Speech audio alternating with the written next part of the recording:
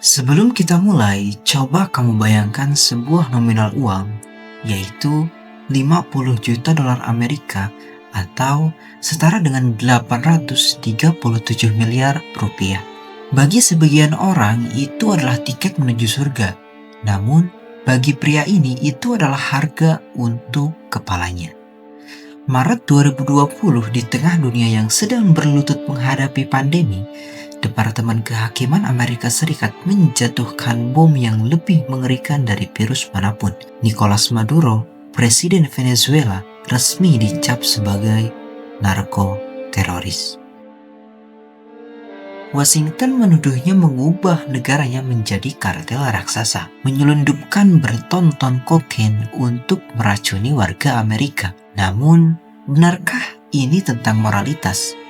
Benarkah ini tentang perang melawan narkoba? Di balik retorika penyelamatan demokrasi, ada aroma lain yang lebih tajam dari bau kokain. Sebuah aroma yang sudah lama menjadi obsesi kekaisaran modern. Bau minyak mentah yang kental, hitam, dan mematikan. Hari ini kita tidak hanya akan melihat sebuah dakwahan hukum. Kita akan membedah anatomi keserakahan. Kita akan melihat bagaimana sebuah negara dengan cadangan minyak terbesar di dunia perlahan-lahan berubah menjadi neraka karena menjadi papan catur bagi dua pria yang tidak mengenal kata menyerah.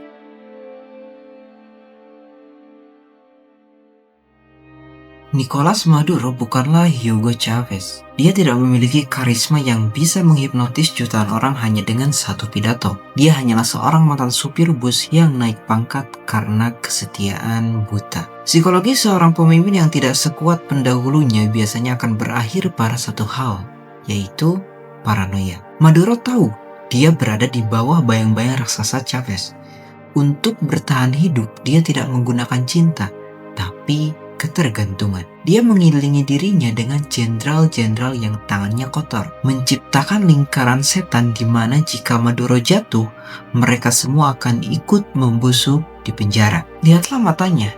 Saat dia berbicara, ada ketakutan yang disembunyikan di balik retorika anti-imperialisnya. Detail yang paling gila adalah Maduro dilaporkan memiliki tim pencicip makanan karena ketakutan yang luar biasa akan diracun. Dia tidur di lokasi yang berpindah-pindah di dalam kompleks Istana Miraflores, sebuah labirin yang ia bangun untuk menghindari bayangan pembunuh yang ia ciptakan sendiri dalam pikirannya.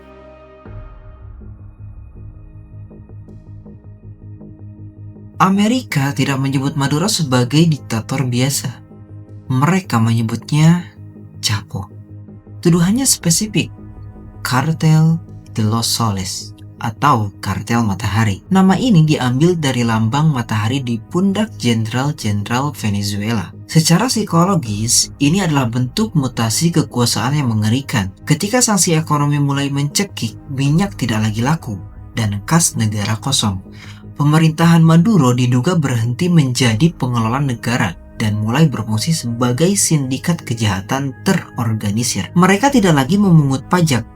Mereka mengambil potongan dari setiap kilogram kokain yang melintasi perbatasan mereka dari Kolombia. Dua keponakan istri Maduro, Cilia Flores, ditangkap oleh DEA di Haiti saat mencoba menyelundupkan 800 kg kokain. Fakta paling anehnya adalah mereka menggunakan paspor diplomatik resmi.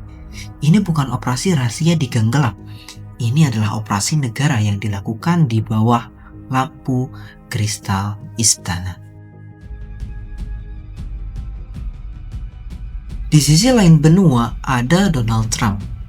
Baginya, Venezuela bukan sekadar masalah keamanan nasional. Ini adalah masalah branding. Trump membutuhkan musuh besar untuk menunjukkan otot Amerika di halaman belakangnya sendiri. Kebijakan Maximum Pressure dirancang untuk membuat rakyat Venezuela sangat menderita sehingga mereka tidak punya pilihan lain selain menggulingkan pemimpin mereka sendiri. Ini adalah taktik psikologis yang brutal, menyandera perut rakyat untuk mencapai tujuan politik.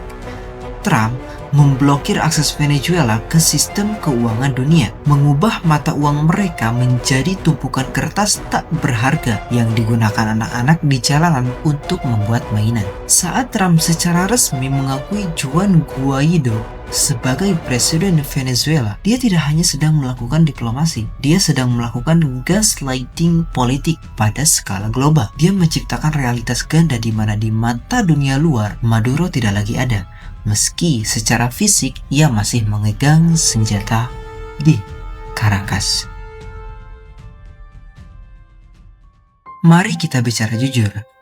Amerika Serikat berteman baik dengan banyak negara yang catatan hak asasi manusianya lebih buruk dari Venezuela. Lantas, mengapa Maduro? Jawabannya tertanam di bawah tanah mereka, 300 miliar barel minyak mentah. Venezuela memiliki cadangan minyak terbesar di bumi, mengalahkan Arab Saudi.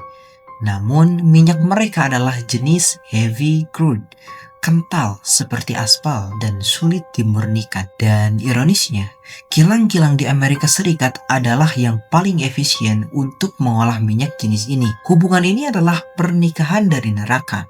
Jika Amerika berhasil memasang pemimpin yang ramah di Caracas, mereka tidak hanya mengamankan energi, mereka memutus jalur kehidupan Rusia dan Cina di Amerika Latin. Narkoba hanyalah pintu masuk hukum yang nyaman, tetapi minyak adalah hadiah utamanya. Ketika John Bolton, penasihat keamanan Trump, secara tidak sengaja tertangkap kamera memegang catatan bertuliskan 5.000 tentara ke Kolombia, dunia gempar. Namun, kalimatnya yang paling jujur jarang dikutip. Akan ada perbedaan besar bagi ekonomi Amerika Serikat jika kita bisa membuat perusahaan minyak kita berinvestasi dan memproduksi minyak di Venezuela. Masker moralitas itu jatuh seketika.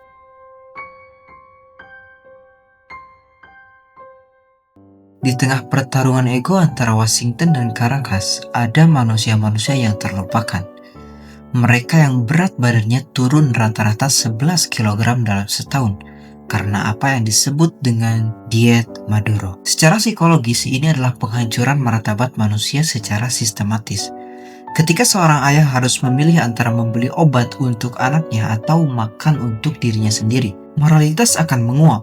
Negara ini hancur bukan karena perang fisik, tapi karena salah urus yang dikombinasikan dengan sanksi yang membabi buta. Harapan di sana bukan lagi tentang demokrasi, tapi tentang bagaimana caranya bisa melintasi perbatasan tanpa mati tertembak. Di puncak krisis, orang-orang di Caracas terlihat memburu hewan liar di kebun binatang untuk dimakan. Harimau dan burung eksotis hilang dicuri di tengah malam. Inilah titik terendah peradaban, ketika simbol keindahan berubah menjadi sumber protein karena perut yang melilit.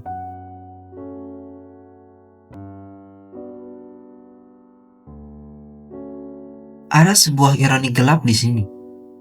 Kita sering diberitahu bahwa sejarah adalah pertarungan antara yang baik dan yang jahat. Namun, dalam kasus Venezuela, kita hanya melihat pertarungan antara dua jenis kegelapan.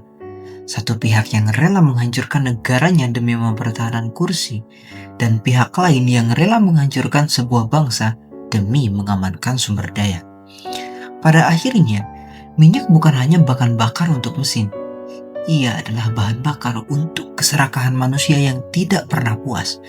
Kita mungkin berpikir kita lebih beradab dari leluhur kita yang berperang demi tanah dan air.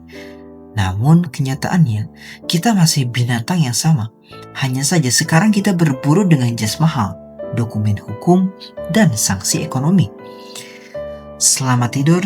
Semoga Anda tidak terbangun di atas tanah yang memiliki kekayaan terlalu banyak. Karena di dunia ini, memiliki harta karun tanpa perlindungan adalah hukuman mati yang paling lambat.